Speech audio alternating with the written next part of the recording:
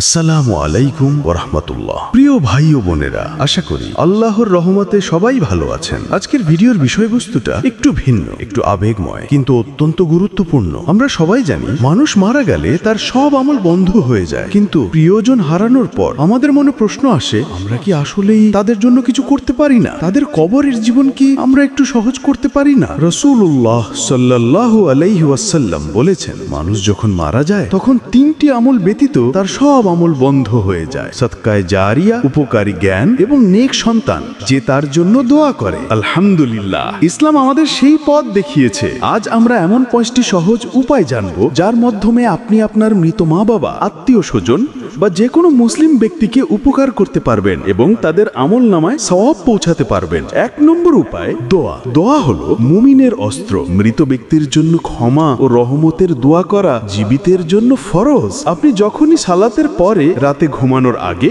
অথবা যে কোনো সময় দোয়া করবেন, আল্লাহ তা কবুল করতে পারেন। দোয়া হলো আল্লাহুম্মা গফির লাহু ওয়ারহামহু ওয়াআফিহি ওয়াফু আনহু। অর্থ, হে আল্লাহ, তুমি তাকে ক্ষমা করে দাও, তাকে দয়া করো, তাকে শান্তিতে রাখো এবং তার থাকার স্থানটিকে মর্যাদাশীল করো। আপনার একটি দোয়া তার কবরে শাস্তি হালকা করে দিতে পারে এবং জান্নাতে তার মর্যাদা বৃদ্ধি করতে পারে। রাসূলুল্লাহ সাল্লাল্লাহু আলাইহি ওয়াসাল্লাম বলেছেন, সন্তানের দোয়ার কারণে জান্নাতে মৃত ব্যক্তির মর্যাদা বৃদ্ধি পায়। 2 নম্বর উপায়, সাদকায়ে জারিয়া। এটি এমন দান যা দীর্ঘকাল ধরে মানুষকে উপকার দেয়। আপনার দেওয়া সামান্য দান যতদিন মানুষকে সুবিধা দেবে, ততদিন আপনার প্রিয়জনের কবরে তার সওয়াব পৌঁছাতে থাকবে। যেমন মৃত ব্যক্তির নামে মসজিদ নির্মাণে সাহায্য করা, পানির ব্যবস্থা করা, টিউবওয়েল বা কূপ স্থাপন, কোরআন বিতরণের ব্যবস্থা করা, মসজিদ বা মাদ্রাসায় উপকারী জ্ঞান প্রচার করা, ইসলামিক বই বা শিক্ষা কার্যক্রমের মাধ্যমে। মা আয়েশা রাদিয়াল্লাহু আনহা এর কাছে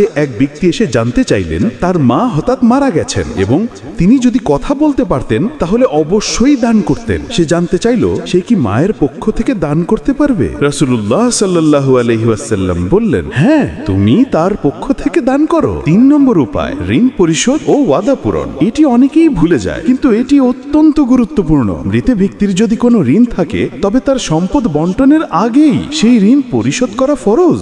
ঋণ পরিশোধ না হওয়া পর্যন্ত তার আত্মা আটকে থাকতে পারে। একইভাবে যদি তিনি কোনো বৈধ মান্যত বা ওয়াদা করে গিয়ে থাকেন, যেমন হজ বা রোজা, তবে জীবিতদের উচিত তা পূরণ করা। রাসূলুল্লাহ সাল্লাল্লাহু আলাইহি ওয়াসাল্লাম বলেছেন, আল্লাহর ঋণ অধিকতর পরিশোধযোগ্য। 4 নম্বর উপায়, কাজা ইবাদত পূরণ করা। যদি মৃত ব্যক্তি কোনো ফরজ রোজা বা হজ তার দায়িত্বে রেখে মারা যান, তবে তার ওয়ারিশ বা অভিভাবক রোজা রাখতে পারেন বা হজ করতে পারেন। এটা আল্লাহর পক্ষ থেকে মৃত ব্যক্তির জন্য এক বিরাট রহমত ও সুযোগ। 5 নম্বর উপায়, তাদের ভালো কাজের আলোচনা করা এবং সম্পর্ক বজায় রাখা। আব্দুল্লাহ ইবনে উমর রাদিয়াল্লাহু আনহু থেকে বর্ণিত, রাসূলুল্লাহ সাল্লাল্লাহু আলাইহি ওয়াসাল্লাম বলেছেন, তোমরা তোমাদের মৃতদের ভালো কাজের আলোচনা করো এবং মন্দ কাজের আলোচনা থেকে বিরত থাকো।